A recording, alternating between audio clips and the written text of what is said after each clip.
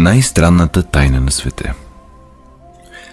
Искам да ви разкажа за най-странната тайна на света. Преди няколко години покойният Нобелов лауреат доктор Алберт Швайцер бил попитан: „Докторе, какво не е наред с хората днес?“ Той замълчал за момент, след което казал: „Хората просто не мислят“. За това искам да поговоря с вас сега. Живеем в златна епоха, време за което хората са чакали, мечтали и работили в продължение на хиляди години. Но след като е тук, го приемаме на готово. Ние сме особено щастливи, тъй като живеем в най-богатата епоха, съществувала някога в историята. Във време на изобилни възможности за всеки. Но знаете ли какво се случва? Нека вземем 100 човека на 25 годишна възраст. Имате ли някаква идея какво ще се случи с тези хора, докато станат на 65 години? Всички те, когато са били на 25, си мислили, че ще успеят в живота. Ако попитате всеки дали е искал да бъде успешен, ще ви каже да. И ще забележите, че е бил нетърпелив към живота и е имал онзи ярък пламък в очите и дръзко поведение. Животът му се струвал едно интересно приключение. Но до момента, в който тези 100 човека станат на 65, един ще бъде богат, 4 ще са финансово независими, 41 все още ще работят, 54 ще бъдат разорени. Помислете за момент. От 100 само 5 стават велики. Защо толкова много се провалят? Какво се е случило с пламъка в очите им, когато са били на 25? Какво е станало с мечтите, надеждите и плановете? И защо има такова отчаяние между това, което тези хора са искали да постигнат, и това, което всъщност са постигнали? Когато говорим за 5% постигнат успех, трябва да дефинираме успеха. Ето най-добрата дефиниция, открита досега. Успехът е прогресивна реализация на достоен идеал. Ако човек се стреми към предварително определена цел и знае къде отива, този човек е успял. Ако не прави това, той е провал. Успехът е прогресивната реализация на достоен идеал. Роло Мей, известният психиатър, е написал една чудесна книга, наречена „Стремежа на човека към себе си“. И в нея казва: „Противоположното на коража в нашето общество не е страха, а конформизма“. И това е проблема днес – конформизмът. Хора, които действат като всички останали, без да знаят защо или къде отиват. Сега си помислете за момент. В България има над 2 милиона хора на над 65 годишна възраст и повечето от тях са разорени. Те разчитат на някой друг за нещата от първа необходимост. Учим се да четем, когато сме на 7.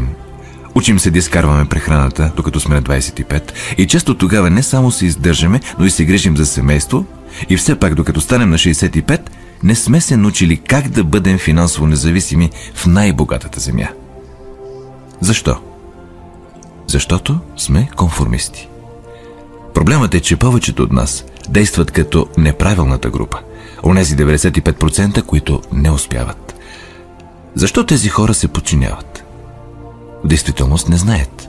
Те вярват, че животът им се оформя от обстоятелства, от неща, които се случват от външни сили. Те са направлявани отвън. Веднъж бе проведено едно изследване, което включваше широка маса от работещи хора. Те били попитани: защо работите? Защо ставате сутрин от леглото? 19 от всеки 20 нямали понятие. Ако ги притиснете, ще ви кажат: всеки отива на работа сутрин.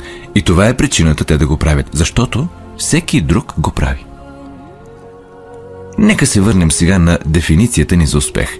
Кой успява? Единственият човек, който успява, е този, който прогресивно осъществява достоен идеал. Човекът, който заявява: ще постигна това, и започва да работи за осъществяването на този идеал. Ще ви кажа кои са успелите хора. Успешна е учителката, която преподава в училище, защото това иска да прави. Успешен е мъжът, който управлява газстанция, защото това е била мечтата му и това желае да прави. Успешни са предприемачите, които развиват собствена компания, защото са мечтали за това и това са искали да постигнат. Успешен е успешният консултант, който иска да е номер 1 и да развива себе си и организацията си и прави стъпка към тази цел. Успешен е всеки, който преследва целенасочено, предварително обмислена цел. Но само един от всеки 20 го прави. Ето защо днес няма кой знае каква конкуренция, освен ако не я направим сами. Вместо да се съревноваваме, просто трябва да създаваме. В продължение на 20 години търся ключа, който ще определи какво би се случило с човека. Исках да знам дали има ключ към узнаването на бъдещето, който да го превърне в обещание. Има ли начин да се гарантира бъдещия успех на човек, ако той знае как да го използва? Има такъв ключ. Питали ли сте се някога, защо толкова много хора работят усилено и честно и никога не постигат нещо определено? И защо други изглеждат така, сякаш нищо не правят и имат всичко? Сякаш притежават магически допир. Чували сте да казват за някого: всичко, което докосва, се превръща в злато? Забелязали ли сте, че този, който има успех, продължава да бъде все по-успешен? И от друга страна, онзи, който е провал, продължава да се проваля. Разликата е в целите. Някои от нас имат цели, други нямат. Хората с цели успяват, защото знаят на къде са тръгнали. Толкова е просто. Представете си един кораб, който напуска пристанището. Представете си го с цялостното планиране на траекторията на пътуването. Капитанът и екипажът знаят с прецизност къде отива корабът и колко време ще му отнеме да стигне там. Тук има дефинирана цел. И в 9999 от 10 000 случая корабът ще акостира там, където е трябвало. Сега нека вземем предвид друг кораб, точно като първия, но без екипаж и капитан на него. Нека не му даваме цел, нито предназначено пристанище. Просто стартираме двигателите и го пускаме. Мисля, че ще се съгласите с мен, че ако успее да излезе от пристанището, ще потъне или ще отиде на безлюден остров, изоставен. Не може да стигне до никъде, защото няма цел и напътствие. Същото е и с човешкия ум. Да вземем, например, консултанта. Няма никой друг на света, чието бъдеще да е по-светло от това на консултанта. Продаването е най-скъпо платената професия на света, ако сте добри и знаете на къде отивате. Всяка компания има нужда от топ консултанти и ги награждава богато. Граница им е небето. Но колко такива ще намерите? Икономиката днес може да се сравни с конвой по военно време. Цялата и структура е забавена, за да поддържа най-слабото място, точно както конвоят използва скоростта, която да позволи на най-бавния кораб да остане в групата. Ето защо е толкова лесно да си изкараме прехраната днес. Не се изисква определен ум или талант, за да се издържа семейство. Имаме една основа, така наречената сигурност, ако човек търси това. Но всички ние трябва да решим колко над тази плоскост да се целим. Нека сега се върнем към най-странната тайна на света – историята, която исках да ви разкажа днес. Защо хората с цели успяват в живота и хората без тях се провалят?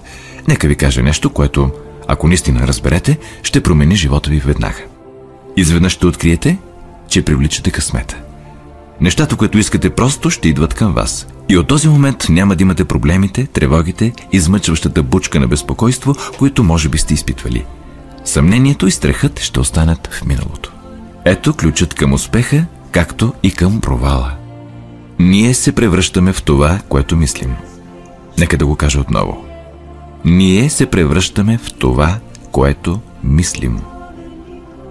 В миналото велики учители и мъдреци, философи и предсказатели са спорили относно различни неща.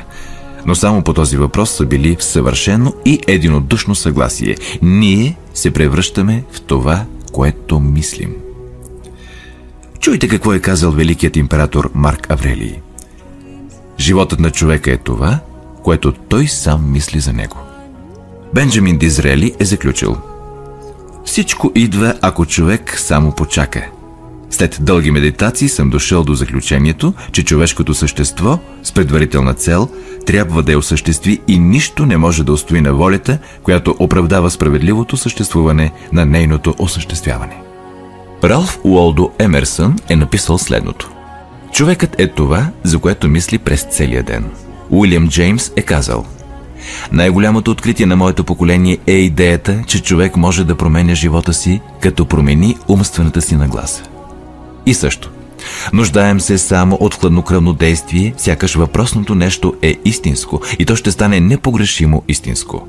установявайки връзка с живота ни, ще стане толкова вплетено в навиците и емоциите ни, че интересите ни за него ще се превърнат в онези, характеризиращи вярата. Казал е и следното: ако се интересувате достатъчно от определен резултат, със сигурност ще го постигнете. Ако искате да бъдете богати, ще забогатеете. Ако искате да сте учени, ще станете. Ако искате да бъдете добри, ще бъдете. И продължава: само трябва наистина да искате тези неща и единствено тях, а не в същото време да желаете 100 други неосъществими неща, също толкова силно. В Библията четем в Евангелието на Марк: ако може да повярва, всички неща, в които вярва, са възможни за него. Старият ми приятел, доктор Норман Винсънт Пил, го е казал последния начин: това е един от най-страхотните закони на Вселената. Пламенно искам да го бях открил като млад, но ме осени доста по-късно в живота и смятам, че е най-страхотното откритие, дори моето най-страхотно откритие извън отношението ми с Бог. Този закон накратко гласи: ако мислите негативно, ще имате негативни резултати. Ако мислите по позитивен начин, ще получавате положителни резултати. Този прост факт, продължава той, е в основата на невероятен закон за собствените качества и успеха. В 4 думи: вярвай и ще успееш. Уилям Шекспир го е казал последния начин: съмненията ни са предатели и ни карат да губим доброто, което често можем да спечелим, като не се страхуваме да опитаме. Джордж Бърнард Шоу е написал: хората винаги винят обстоятелствата за това, което са. Аз не вярвам в обстоятелствата. Хората, които идват на този свят, са тези, които се изправят и търсят обстоятелствата, които искат, и ако не ги намират, сами ги създават. Доста е ясно, нали? И всеки човек, открил това, за кратко е помислил, че е първият, който стига до тази истина. Ние се превръщаме в това, което мислим. Очевидно е, че човекът, който мисли за стабилна и достойна цел, ще я постигне, защото ние се превръщаме в това, което мислим. И обратно. Човекът, който няма цел, не знае къде отива и чието емоции са такива на объркване, притеснение, страх и безпокойство, се превръща в това, което мисли. Животът му придобива безпокойство, страх и притеснение. И ако мисли за нищо, се превръща в нищо. Как работи този принцип? Защо се превръщаме в това, което мислим? Ще ви кажа как работи. За да направя това, искам да ви опиша една ситуация, която е паралел на човешкия ум.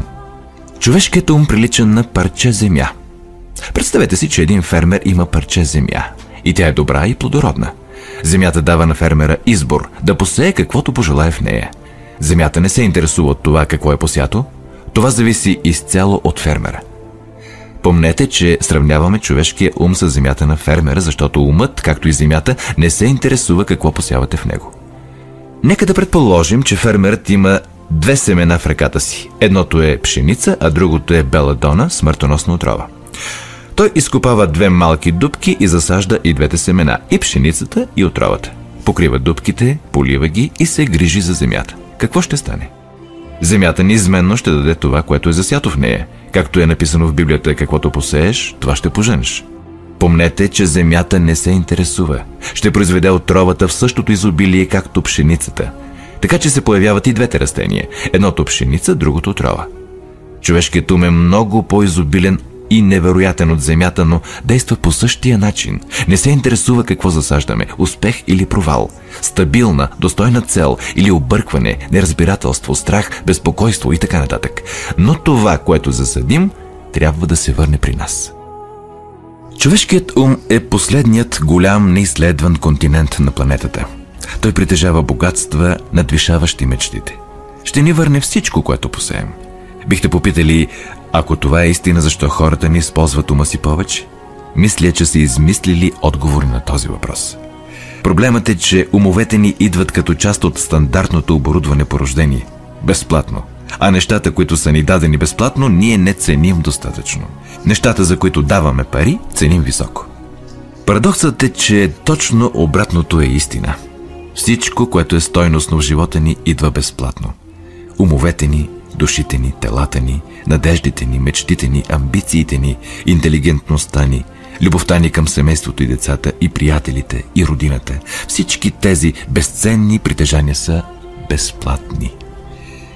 Но нещата, които ни струват пари, са всъщност ефтини и могат да бъдат заменени по всяко време. Един добър човек може да е напълно разорен и да забогатее отново. Може да го направи няколко пъти. Дори ако домът ни изгори, можем да го построим отново. Но нещата, които сме получили в замяна на нищо, не можем да заменим. Човешкият ум не е използван, защото го приемаме наготово. Може да свърши всяка задача, която му поставим, но като цяло го използваме за малки неща, а не за големите, важни въпроси. Така че решете сега, какво искате. Посейте целта в ума си. Това е най-важното решение, което някога ще направите в живота си. Какво искате? Да бъдете виден консултант, да блеснете в работата си, да постигнете определени позиции в компанията или общността си, да бъдете богат. Това, което трябва да направите, е да посеете това семе в ума си, да се грижите за него, да работите усилено към вашата цел и тя ще стане реалност. Не просто ще стане, а няма начин да не стане. Виждате ли, това е законът, като законите на сър Айзак Нютон за гравитацията. Ако се качите на върха на една сграда и скочите, ще полетите надолу, никога нагоре. Същото е и с останалите закони на природата. Винаги работят, неумолими са. Помислете за целта си по спокоен и позитивен начин. Представете си как постигате тази цел. Нашата епоха е наречена фенобарбитолна. Време на язви, нервни сривове и успокоителни, когато медицинските изследвания са ни издигнали на нова платформа на добро здраве и дълголетие. Прекалено много от нас се тревожат и скъсяват живота си, опитвайки се да се справят с нещата по свои малки лични методи, без да научим няколко велики закона, които ще се погрижат за всичко вместо нас. Ние довеждаме тези неща при себе си чрез постоянство в начина ни на мислене. Всеки един от нас е сума равна на мислите ни. Ние сме на мястото, където се намираме, понеже то е точно там, където искаме или чувстваме, че заслужаваме да бъдем, независимо дали го признаваме или не.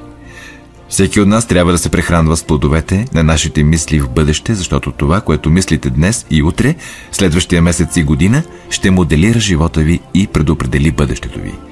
Вие сте ръководени от ума си. Спомням си, веднъж минавах през източна Аризона, забелязах един от онези гигантски багери да бучи с 35 мили в час по пътя с нещо, като приличаше на 30 тона буклук върху него. Невероятно огромна машина. И на върха й стоеше малък човечец с ръце на кормилото, управлявайки я. Докато си карах по пътя, бях зашеметен от подобието на тази машина с човешкия мозък. Просто си представете, че контролирате такъв голям източник на енергия. Ще си позволите ли да скръстите ръце, докато машината отива в канавката? Или ще държите с двете си ръце здраво волана и ще управлявате силата и към специфична, заслужаваща си цел? Зависи от вас. Вие седите на мястото на шофьора. Вижте, законът, който ни дава успеха, е нож с две острията. Трябва да контролираме мислите си. Същото правило, което може да отведе хората до успех, богатство, щастие и всичко, за което са мечтали, за тях самите и семейството им. Същото това правило може да ги отведе в канавката. Всичко се състои в това, как се използва за добро или за лошо. Това е най-странната тайна на света. Защо казвам, че е странна и защо я наричам тайна? Всъщност, съвсем не е тайна. Най-напред е оповестена от някой от първите мъдреци и се повтаря отново и отново в Библията. Но много малко хора са я научили или разбрали. Ето защо е странна и по еднакво странен начин фактически остава тайна. Вярвам, че ако излезете на главната улица във вашия град и питате всеки човек каква е тайната на успеха, най-вероятно цял месец няма да срещнете такъв, който да ви отговори. Тази информация е невероятно ценна за нас, ако наистина я осмислим и приложим. Безценна е не само за живота ни, но и за живота на хората около нас, семействата ни, служителите ни, колегите, приятелите ни. Животът трябва да бъде едно вълнуващо приключение. Никога не трябва да е скука. Човек трябва да се раздава изцяло, да бъде жив, трябва да сте доволни, когато се събуждате сутрин, трябва да работите нещо, което ви харесва, защото го правите добре. Веднъж чух реч на Гроув Патърсън, великият покоен главен редактор на Толедо Дейли Блейд. Като привършваше речта си, той каза нещо, което никога не съм забравил. Годините ми в вестникарския бизнес са му убедили в няколко неща. Сред тях е, че хората по принцип са добри и идваме от едно място, за да отидем на друго. Така че трябва да направим времето си тук на Земята едно вълшебно приключение. Архитектът на Вселената не е изградил стълба, водеща никъде. Най-добрият учител, дърводелецът от равнините на Галилея, ни дава тайната отново и отново. Ако повярваш в нещо, то ще ти се случи. Обясних ви най-странната тайна на света, както и как работи. Сега нека ви обясня как да докажете огромните възможни ползи в собствения си живот, като приложите тайната в практически тест. Необходимо е да направите един тест за 30 дни. Няма да е лесно, но ако положите усилие, изцяло ще промени живота ви за по-добро. През 17 век сър Айзак Нютон, английският математик и натурфилософ, ни е дал естествените закони на физиката, които са еднакво приложими за хората, както и за движенията на телата във Вселената. И един от тези закони гласи: за всяко действие съществува равно противодействие. Казано по прост начин, както се отнася за вас и мен, означава, че не можем да постигнем нищо без да платим цената. Резултатите от 30-дневния експеримент ще бъдат в права пропорционалност на усилията, които сте вложили. За да бъдете лекар, трябва да платите цената с дълги години образование. За да бъдете успешни в продажбите, и помнете, че всеки от нас успява в живота до толкова, доколкото има способност да продава на семейството идеите си, да продава предимствата на добрия и честен живот на децата си и, разбира се, самата професия на продаване. Но за да успеем да продадем начина си на добър живот, трябва да сме готови да платим цената. Каква е цената? Всъщност е няколко неща. Първо, цената е емоционално и интелектуално да разберем, че буквално се превръщаме в това, което мислим, и че трябва да контролираме мислите си, ако желаем да имаме контрол над живота си. Напълно да разбираме, че колкото посеем, толкова ще поженем. Второ, да премахнем оковите на съзнанието си и да му позволим да се извиси до степента на божествено предназначение. Осъзнайте, че границите ви са наложени от вас самите и възможностите днес са огромни, отвъд вярата. Трябва да се извисите над тесноградата с прихавост и предразсъдъци. И трето, да използвате целия си кураж да се накарате да мислите позитивно за проблема си, да определите ясна и категорична цел за себе си и да позволите на невероятния си ум да мисли за тази цел от всички възможни ъгли, да оставите въображението си да действа свободно над много вероятни решения. Да откажете да повярвате, че има достатъчно силни възможности, които да предотвратят постигането на целта. Да действате веднага и решително, когато курсът ви е ясен, и постоянно да сте наясно с факта, че в този момент стоите насред собствения си акър от диаманти, както го е нарекал Ръсъл Конуел. Като четвърто, пестете най-малко по 10% от всичко, което изкарвате. Също помнете, че каквато и да е сегашната ви работа, има страхотни възможности, ако сте склонни да платите цената. Нека припомним важните точки на цената, която всеки от нас трябва да плати, за да има невероятен живот. Той, разбира се, си струва всяка цена. Първо, мисъл. Ще се превърнеш в това, което мислиш. Второ, въображение. Помни думата въображение и позволи на съзнанието ти да се извиси. Трето, кураж. Концентрирай се върху целта си всеки ден. Четвърто, спестяване. 10% от това, което печелиш. Пето, действие. Идеите са безполезни, ако не действаме според тях. Сега ще очертая 30-дневния тест, който искам да направите, като имате предвид, че няма какво да загубите, ако направите теста, но може да спечелите всичко. Две неща могат да бъдат казани за всеки човек. Първо, всеки от нас иска нещо. И второ, всеки от нас се страхува от нещо. През следващите 30 дни следвайте тези стъпки, докато постигнете целта си. Искам да напишете на един лист какво желаете най-много. Може да искате да удвоите печалбите си или да направите определена сума пари. Може да искате красив дом, успех в работата, определена житейска позиция, хармония в семейството. Всеки от нас желае нещо. Напишете на един лист точно какво желаете. Опишете само една цел и ясно я дефинирайте. Не е нужно да го показвате на когото и да било, даже е най-добре да не го показвате на никого. Носете картончето с вас, така че да може да го гледате по няколко пъти на ден. Мислете за целите си по весел, отпускащ и позитивен начин всяка сутрин, когато станете, и веднага ще има към какво да се стремите. Причина да ставате от леглото сутрин, смисъл на живота ви. Поглеждайте картончето всеки ден и преди да си легнете. Докато го гледате, помнете, че ще стане това, за което мислите, и тъй като мислите за целта си, ще осъзнаете колко скоро ще я постигнете. Всъщност, тя е ваша в момента, в който я напишете и започнете да мислите за нея. Вижте изобилието около вас, което наблюдавате всеки ден на път за работа. Имате право на това изобилие, колкото всяко друго същество. То е ваше, ако го поискате. Сега стигаме до трудната част. Трудна, защото обяснява създаването най-вероятно на чисто нов навик. Новите навици не се формират лесно, но веднъж изградени ще ви преследват до края на живота ви. Спрете да мислите от какво ви е страх. Всеки път, щом неприятна или негативна мисъл ви дойде на ум, заменете я с мисловната картина на позитивна и заслужаваща си цел. Ще има моменти, когато ще искате да се откажете. По-лесно е за човек да мисли негативно, отколкото позитивно. Затова само 5% успяват. Започнете да мислите за себе си като част от тази група. За 30 дни трябва да поемете контрол над съзнанието си. То ще мисли само за това, което му позволите. През всички от 30-те дни на този тест правете повече, отколкото трябва. Като допълнение на веселата позитивна перспектива, давайте повече от себе си, отколкото до сега. Правете това, знаейки, че това, което получавате в живота, ще бъде в права пропорционалност на това, което сте дали. От момента, в който си поставите цел и я задействате, вие вече сте се превърнали в успешна личност. Вече се намирате в рядката и успешна категория хора, които знаят на къде са тръгнали. От всеки 100 човека, вие принадлежите на първите 5. Не се безпокойте прекалено много как ще постигнете целта си. Оставете това изцяло на сила по-висша от вас. Отговорите ще дойдат по своя воля в правилното време. Това, което трябва да знаете, е къде отивате. Запомнете тези думи от притчата на планината и ги помнете добре. Дръжте ги близо до себе си по време на месечния тест. Питай и ще ти бъде дадено. Търси и ще намериш. Почукай и ще ти отворят. Защото всеки, който пита, получава. И който търси, намира. И който чука, му отварят. Толкова е невероятно и просто. Ако сте консултант, раздайте се както никога преди. Но не с трескав маниер, а със спокойна и весела сигурност, че добре отделеното време ще ви донесе изобилието, което искате и заслужавате.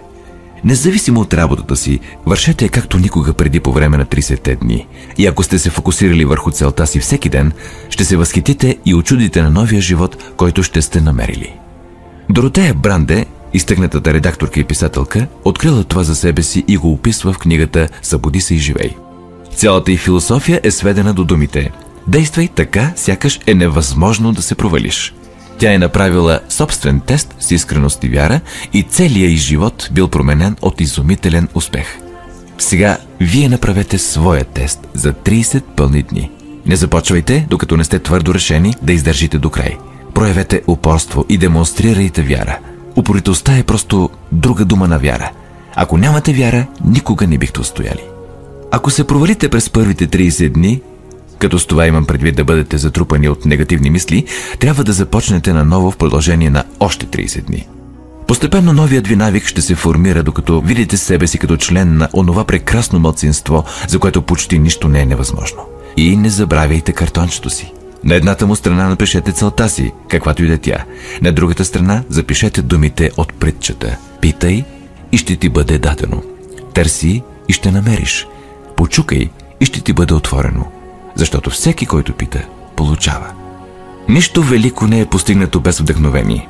Направете така, че през първите 30 дни вашият собствен импулс да е на върха. Преди всичко, не се тревожете. Тревогата носи страх, а страхът осакатява и парализира. Единственото нещо, което може да ви накара да се тревожите по време на теста, е, че се опитвате да постигнете всичко сами. Знайте, че това, което трябва да сторите, е да държите целта пред вас. Всичко останало ще се реши от само себе си. Помнете също да бъдете спокойни и ведри. Не позволявайте на дребни неща да ви ядосат и отклонят от пътя. След като изпълняването на този тест е трудно, някои ще кажат: защо въобще го правя? Ами, погледнете алтернативата. Никой не иска да се провали. Никой всъщност не желае да бъде посредствен. На никой не му се живее постоянно в страх, безпокойство и безсилие. Следователно, помнете, че каквото посеете, това ще поженете. Ако сеете негативни мисли, животът ви ще се изпълни с негативни неща. Ако сеете позитивни мисли, животът ви ще бъде весел, успешен и позитивен.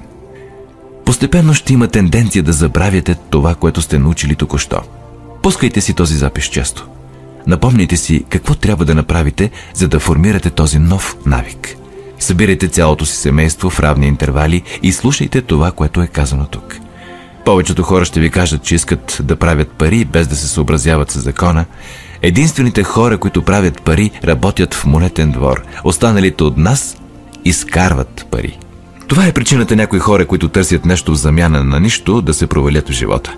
Единственият начин да се печелят пари е като дадеш на хората услуги и продукти, от които имат нужда и които са полезни.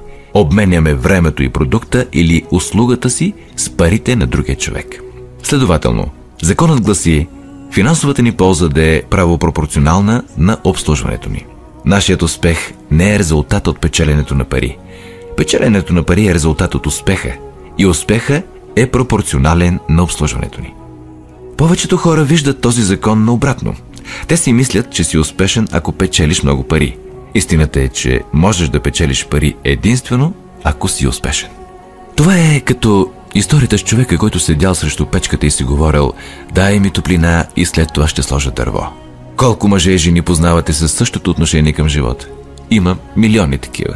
Трябва да сложим горивото преди да очакваме топлина. По същия начин трябва да служим на хората преди да очакваме пари. Не се ангажирайте с парите. Служете на хората. Изграждайте, работете, мечтайте, създавайте. Направете това и ще видите, че няма граница за просперитета и изобилието, което ще дойде при вас.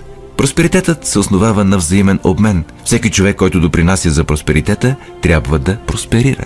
Понякога наградата няма да идва директно от онези, които обслужвате, но трябва да дойде при вас от някъде, защото това е законът. За всяко действие съществува равно противодействие. Докато трае 30-дневният тест, успехът ви винаги ще бъде измерван от количеството и качеството на обслужване, което отдавате, и парите са критерий и мерило за това обслужване. Никой не може да стане богат, ако не обогати първо другите. Няма изключение на това правило.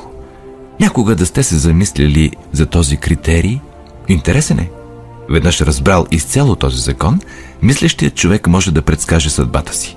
Ако иска повече, трябва да служи повече на тези, от които получава възнаграждението си. Ако иска по-малко, трябва просто да намали това, което дава. Това е цената, която трябва да платите за това, което искате. Ако вярвате, че може да се обогатите, като заблуждавате околните, ще свършите заблуждавайки единствено себе си. Може да отнеме известно време, но със сигурността, с която дишате, това, което сте дали, ще се върне при вас. Не правете грешката да смятате, че може да предотвратите това. Невъзможно е. Може да избягам от човешките закони за кратко, но има по-велики закони, които не могат да бъдат сломени. Един известен лекар наскоро описа 6 стъпки, които ще ви помогнат да осъзнаете успеха. Ето ги. Първо, поставете си ясна цел. Второ, престанете да критикувате себе си. Трето, спрете да мислите за всички причини да не можете да бъдете успешни и вместо това мислете за причините, поради които можете. Четвърто, проследете отношението си назад до детството и открийте къде първо сте придобили идеята, че не може да сте успешни, ако това е начинът, по който разсъждавате. Пето, променете представата си за себе си, като напишете описание на човека, който искате да бъдете. Шесто, действайте в ролята на успешна личност, в която сте решили да се превърнете. Лекарят, написал тези думи, е известният психиатър от Западния бряг, доктор Дейвид Харолд Финк. Правете това, което експерти още от зората на историята са ви казвали да направите. Платете цената, като станете човека, който искате да бъдете. Съвсем не е толкова трудно, колкото да живеете безуспешно. Направете този 30-дневен тест, след което го повторете, след което го повторете отново.